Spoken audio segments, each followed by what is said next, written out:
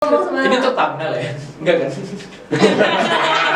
Jangan ya. Jangan jadi komentar. Suara Bumi Podcast. Assalamualaikum warahmatullahi wabarakatuh. Selamat datang di Swepot Suara Bumi Podcast. Yang kali ini bersama saya lagi Webi Laranti. Kita bakal bahas seputar apa nih? Penasaran kan? Makanya kita udah mengundang pemateri bersama Bang Jimas. Halo Bang. Halo. Oke, mungkin boleh nih pada Bang Jimas perkenalan. Ya masih dingin di sini karena ya AC lah Bang. Boleh nggak perkenalan diri dulu dari Bang Jimasnya? Ya, halo teman-teman semuanya. Terima kasih sebelumnya udah undang Suram Pemuda juga ya. Iya. Perkenalkan nama aku Jimas Ivandi Baskara. Jadi teman-teman boleh manggil aku Jimas. Dan sekarang aku sebagai Presiden Suram Pemuda di tahun 2021. Ya bentar lagi mau berakhir nih mode nasional. Terus juga kesibukan lainnya seperti biasa mungkin kuliah ya, karena kita udah semester 7 jadi udah jadi masuk mahasiswa akhir ya mungkin ya. Udah mulai nih perdrama-dramaan perkuliahan itu mulai masuk gitu kan. Nah, selanjutnya juga lagi bekerja juga di sebuah startup yang berbasis politik juga. Sama juga lagi ngembangin bisnis analis bareng teman-teman gitu. Karena seperti itu. Salam kenal semuanya. Lumayan sibuk juga ya Bang Jimas saat ini. Jadi presiden ya di Suram Pemuda namanya. Iya. Oke. Jadi gini nih Bang, kita ngundang Bang Jimas kali ini kita bakal bahas tentang mental health atau kesehatan mental. Langsung aja ya Bang? Boleh. Oke, pertama, definisi kesehatan mental menurut Bang Jimas sendiri itu apa sih? Ya sebenarnya kalau definisi secara bakunya itu sebenarnya nggak ada ya. Pasti tiap-tiap ahli bahkan di peraturan hukum pun nggak ada yang mencantumkan bahwasanya ada patokan definisi yang sebenarnya dari sebuah kesehatan mental. Kalau dari kita di Suram Pemuda itu kesehatan mental itu belum berarti kita itu seorang yang sehat belum tentu sehat mental. Begitu pula dengan sebaliknya, kalau kamu udah sehat mental belum tentu juga kamu itu beneran sehat gitu. Tapi yang pasti kita patokkan itu adalah ketika kita mendefinisikan bahwasanya kita itu udah sehat mental, berarti tandanya kita itu bahagia gitu.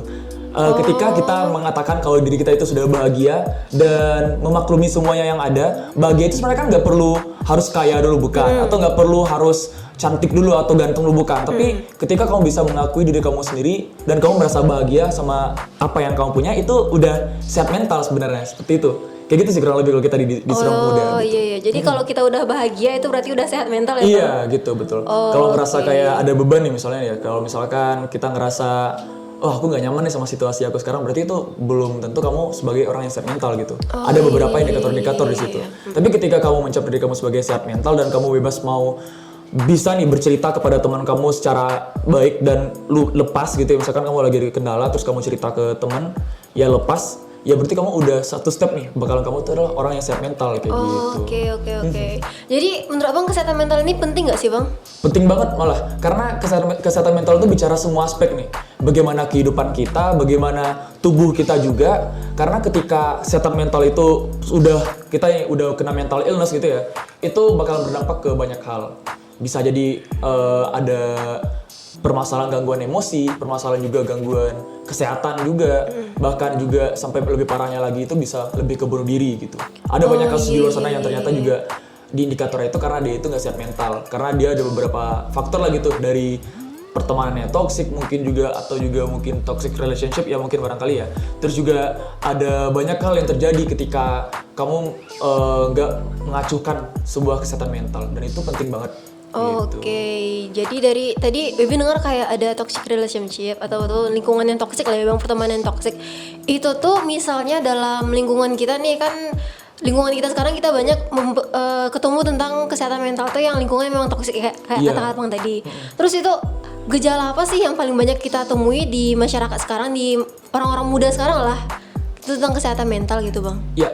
Kalau bicara tentang toxic relationship ya, sebenarnya itu punya banyak banget kendala-kendala di sana. Dan yang paling dominan itu adalah kalau pernah dengar namanya itu toxic positivity. Ya kita itu kayak kita berteman dengan dia gitu. Tapi ketika kita merasa down, tentu kita cerita dong ke teman ataupun ke orang terdekat yang kita anggap dia adalah keluarga yang kita pilih. Jadi biasanya kalau misalnya kita pilih teman, itu sama aja kayak kita tuh menjadikan dia itu sebagai keluarga yang kita pilih gitu, walaupun gak ada ikatan darah. Tapi sayangnya ketika kita bercerita sama teman kita, justru kita mendapatkan sebuah toxic positivity. Contohnya itu kayak gini, ya kamu, wah kamu jatuh ya tadi. Iya aku jatuh. Wah bahkan aku lebih parah lagi jatuh ketiban tangga. Justru itu lebih kayak membanding-bandingkan dan lebih nggak baikkan gitu. Ketika kamu bercerita sama orang lain, itu ada dua. Kamu itu pengen didengarkan atau kamu pengen kayak semacam ditenangin. Nggak pengen kayak adanya dibantah ceritanya sama apapun gitu. Nah sayangnya di situ ketika kita bercerita sama orang-orang teman kita dikatakanlah sebagai teman kita, ya banyak orang nih yang menganggap kalau misalkan si teman itu memberikan saran masukan yang justru lebih bikin down si orang yang lagi pengen bercerita gitu. Di situ sayangnya kalau misalnya toxic relationship. Dan lebih parahnya lagi itu ya ketika kita lagi cerita sama teman, ini taunya kita malah diceritain sama teman-teman yang lain, jadinya ember bocor jadi gitu kan. Dan banyak orang yang tahu jadinya sama cerita-cerita kita dan jadinya digosipin, digibahin gitu-gitu deh. Oke. Iya, banyak Kira-kira banget kayak gitu. menurut Abang gimana sih cara menghindari lingkungan kayak gitu? Sebenarnya kita itu nggak harus, teman itu nggak perlu quantity sih menurut aku ya. Jadi kita itu memilih teman itu harus quality gitu. Bukan berarti kita memilah-milah teman ya, tapi itu nggak bisa kita mendefinisikan bahwasanya wah teman kita harus banyak gitu. Enggak. Tapi yang paling utama itu teman banyak di antara kita itu harus ada teman yang bisa memahami diri kita. Bukan teman yang banyak. Oh teman aku banyak nih ada 100.000 juta orang gitu. Nah itu sebenarnya nggak perlu itu. Sebenarnya itu kita tuh cukup ada beberapa teman yang bisa mengerti bagaimana kita dan juga kita senang berteman dengan mereka dan berada di lingkungan mereka kayak gitu. Berarti kita tuh nggak boleh milih-milih teman, cuman kita mesti milih-pilih juga gitu ya. Iya, Kita yang bakal buat kesehatan mental kita tuh baik lah gitu ya Bang. Betul banget. Oke. Terus nih Bang, di stigma masyarakat sekarang kan banyak nih masyarakat yang belum tahu tentang kesehatan mental. Itu banyak juga yang berpikiran negatif tentang kesehatan mental sampai yang tadi katanya bunuh diri. Itu kira-kira gimana sih kita memahami kepada masyarakat tuh, memberikan pemahaman kepada masyarakat tentang kesehatan mental itu nggak seburuk itu loh kayak gitu Bang. Iya benar. Aku jadi ingat cerita nih sama yang kasus KPI itu kalau tahu ya. Jadi ada salah satu korban yang pernah ngelaporin kasus itu ke kepolisian dan bahkan nggak digubris. Itu merupakan salah satu contoh kalau misalkan orang-orang di luar sana itu masih nggak peduli sama hal seperti itu. Sebenarnya kesehatan mental itu banyak. Kesehatan mental itu adalah outputnya gitu. Tapi apa yang terjadi untuk menuju ke kesehatan mental itu masih jauh. Yang mana kita itu ada nih beberapa indikator, misalkan dia itu kena bully, misalkan dia itu ada hal-hal yang lainnya, kekerasan yang terjadi gitu, atau pelecehan seksual, banyak lagi tuh sexual harassment dan lainnya. Itu ada banyak, apakah dia itu menjadi orang yang terkena mental illness, dan itu penting banget, dan masyarakat sayangnya itu masih belum menganggap itu suatu hal yang penting. Tapi dari survei yang membuktikan juga kalau misalkan anak remaja di saat sekarang, atau bisa dikatakan Gen Z ya, itu udah aware dengan itu. Sayangnya itu adalah orang-orang yang bukan Gen Z, itu yang menjadi perhatian kita. Namun yang menjadi perhatian itu adalah kesehatan mental itu ternyata nggak terlalu digubris ketika ada permasalahan, karena padahal itu merupakan hal yang vital banget untuk dibahas ketika kita ngebahas kesehatan mental. Punya banyak faktor. Gimana cara supaya aware? Tentu buat anak muda perbanyak lagi diedukasi. Dari segi konten media sosial tuh paling keren tuh untuk di bagian mengedukasi banyak anak muda. Jadikan sebuah studi kasus pembelajaran itu juga bagus. Dijadikan sebuah forum diskusi itu juga bagus. Tapi bagaimana nih yang di luar Gen Z cara supaya lebih aware? Itu caranya adalah dengan pendekatan yang lebih ke tradisional gitu. Dengan cara ya kita itu memberikan bahwasanya betapa pentingnya si kesehatan mental itu. Ya dengan cara dikasih tahu baik-baik gitu. Karena biasanya di luar Gen Z mungkin Gen Y atau Gen milenial mungkin gitu ya. Dia itu lebih banyak orang-orangnya itu agak payah nih menerima suatu edukasi yang baru gitu. Dia karena masih ada jiwa-jiwa tertanam yang bersifat tradisional seperti itu, atau mungkin bisa dikatakan parokial kayak gitu. Nah jadi perlu ada edukasi yang lebih intens kepada di luar generasi Z-nya. Tapi kalau Gen Z cukup diberikan bagaimana ancamannya, bagaimana gejalanya. Wah ini aku banget nih, tapi sayangnya kalau misalkan self diagnosis itu nggak boleh juga gitu. Tapi cukup diedukasi bagaimana bahayanya, apa yang terjadi ketika kamu menjadi orang yang tidak sehat mental kayak gitu. Oke, berarti pengedukasian yang kita perlukan gitu Bang. Betul. Oke, terus tadi Wibi mengingat satu hal nih berkaitan dengan sosial media dan juga lingkungan tadi. Kan kita tidak hanya hidup di lingkungan nyata, tapi juga ada dunia maya gitu kan Bang. Jadi ketika kita bermain sosial media tentu itu akan mempengaruhi kesehatan mental kita menurut Wibi. Apakah itu benar Bang? Seberapa besar sih pengaruh sosial media itu terhadap kesehatan mental kita? Ya betul banget sih itu. Kalau sosial media itu terkadang ada kayak apa ya? Kayak pedang terus ada dua ya kuncing gitu nggak sih? Jadi kayak sosial media itu bisa berbuat baik buat kita dan juga bisa berbuat buruk juga buat kita. Kalau misalkan kita bicara sosial media itu bagaimana cara kita bisa mengontrol itu. Dan betul sih kata Wibi tadi kalau misalkan sosial media itu bisa berdampak terhadap mental illness seseorang gitu, yang bisa berdampak ke mental illness. Jadi sosial media itu kita nggak bisa nih ngekontrol orang-orang tersebut untuk stop dong ngomong atau ngebully atau memberikan hate speech, kita nggak bisa ngekontrol itu. Atau orang itu bakalan terus berdatangan, orang-orang itu bakalan terus ada yang hate speech, ya bakalan ada, tetap ada gitu. Tapi bagaimana caranya? Ya kita harus mengendalikan itu dengan cara sebenarnya di sosial media itu udah ada nih beberapa fitur yang bisa kita gunakan untuk mencegah itu semua. Misalkan nih di blog gitu ya, kita nggak suka sama orang nih, udah kita blog, nggak apa itu. Apakah boleh ngeblok? Ya boleh aja. Ketika kamu nggak nyaman dengan orang itu di sosial media, kamu blok aja gitu, nggak masalah. Emang kalau misalkan ya apa gunanya fitur blok kan kalau misalkan nggak digunakan gitu. Terus juga ada pin comment itu misalkan kita ngeletakin satu afirmasi positif yang paling atas di komentar, itu akan nge-influence banyak orang untuk ikutan berkomentar positif kayak gitu. Sebenarnya ada banyak banget fitur-fitur yang lainnya di sosial media yang bisa kita gunakan untuk organize itu atau nge-handle itu gitu. Kita nggak bisa ngecegah mereka untuk stop dong ngelakuin hate speech, itu nggak bakalan bisa. Itu terus datang, dan itu adalah kenyataannya kayak gitu. Tapi betul sih, sosial media itu berdampak banget buat anak-anak muda, terlebih lagi pandemi kayak gini. Jadi intensitas bermain sosial media itu lebih tinggi dan arus informasi semakin cepat gitu. Jadi bakalan berpengaruh banget untuk kesehatan mental. Oke, jadi kalau misalnya kita menemukan banyak komentar negatif pada sosial media yang punya kita nih Bang, banyak banget komentar negatif itu, haruskah kita hindari atau bagaimana Bang? Ya sebenarnya itu tergantung orangnya juga ya. Kalau misalkan ada juga nih beberapa orang yang ternyata dia itu menggunakan sosial media itu untuk bercerita dengan beberapa teman yang ada fitur close friend juga. Misalkan dia itu menggunakan cukup cerita itu keep it internal sama teman-temannya gitu. Nah, tapi ternyata itu bisa aja nih orang-orang yang ternyata dia itu nggak suka sama sosial media, dia itu biasanya lebih mengurungkan diri dari sosial media. Kayak misalkan dia itu out dulu dari sosial media, atau juga pengen healing dulu, atau misalkan di rumah aja yang emang nggak ketemu sama orang-orang lain dulu gitu. Tapi kalau dalam konteks sosial media itu sebenarnya wajar hal seperti itu. Jangan dipaksain untuk terus berada stay tune di sosial media, itu nggak perlu gitu. Jadi perlu adanya kayak semacam kita harus kenal dulu sama diri kita sendiri gitu. Karena biasanya tiap solusi apalagi mental itu beda-beda. Kalau misalkan aku tipikal orang yang kalau misalkan itu udah ngerasa toxic banget, ya aku bakalan keluar dari sosial media atau mau nonaktifkan itu misalkan. Atau mungkin juga ada orang-orang yang ternyata dia itu lebih nge-archive semua postingannya, diarsipin misalkan. Atau dia itu lebih kayak ngapusin profil picture Instagramnya misalnya gitu, Instagramnya gitu kan. Atau misalkan dia itu banyak hal gitu yang kalau misalkan bicara sosial media ada banyak hal. Tapi itu wajar, kita nggak bisa maksain itu gitu. Oke, jadi agak tersindir ya kalau Wifi sendiri kalau misalnya lagi banyak masalah tuh profil WA tuh hilang. Oh gitu. Gitu biasanya Bang. Terus nih menurut Abang gimana ya? Hal-hal apa yang perlu kita lakukan terhadap mental health ini? Gimana cara kita meningkatkan mental health ini gitu Bang? Oke. Sebenarnya punya banyak cara dari faktor internal dan faktor eksternal juga. Kalau pertama itu kita harus kenali diri kita. Kita itu orang yang seperti apa? Apakah kita itu orang yang suka sendiri, menambahkan energi itu dari diri sendiri dengan cara tidur mungkin, atau makan banyak-banyak, atau ngedrakor, atau misalkan menonton Netflix atau series sampai malam gitu. Nah, itu kita harus kenali diri kita. Dan kita harus menghargai space diri kita juga gitu. Kita tuh pengen jadi apa, kita tuh mau seperti apa, ntar mau temenan sama siapa gitu. Kita harus tahu dulu sama diri kita, itu pertama. Terus yang kedua, jadilah orang yang sering mendengarkan orang lain, begitupun juga dan kita juga sering menceritakan yang lain. Karena di Suara Pemuda pun kita sendiri percaya kalau misalkan ketika kita memulai sebuah diskusi itu berarti kita juga nge-transfer energi kita ke orang. Dan di satu sisi kita juga memberikan orang lain itu energi juga gitu.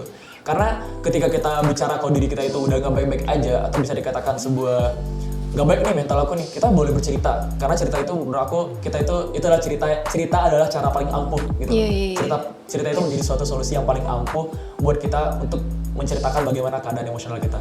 Itu dari internal. Kalau dari eksternalnya, yang tadi, teman itu gak perlu quantity. Kalau misalkan kita ngerasa kalau ternyata teman-teman aku udah pada banyak meninggalin aku ya, udah sedikit nih teman aku nih, cuman bisa dihitung jari, itu nggak perlu gitu. Itu nggak perlu kamu kayak ngebet banget pengen temenan sama dia. Intinya kamu harus bahagia temenan sama dia. Intinya kamu ada circle pertemanan yang dirasa dia itu bisa mendengarkan kamu dan mengerti kamu gitu. Itu.